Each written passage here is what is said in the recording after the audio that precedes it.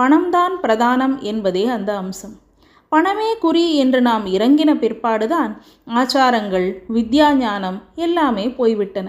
நம் தேசத்தில் பணம் முக்கியமாய் இருந்ததே இல்லை.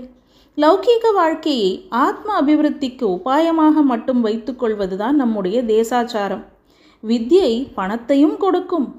அர்த்தகரீச்ச வித்யா என்று சொல்லி இருக்கிறது.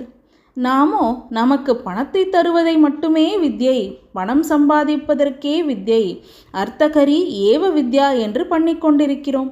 இந்த எண்ணம் பணப்பேராசை போய்விட்டால் சாஸ்திரோக்தமான ஆச்சாரங்களோடு வாழ்ந்து எல்லா வித்யைகளையும் சாஸ்திரங்களையும் ஆர்வத்தோடு படித்து விவேகத்தோடு சாரத்தை கிரகித்து கொண்டு நாமும் வளர்ந்து நம் பண்பாட்டையும் வளர்த்து வாழ்விக்க முடியும்.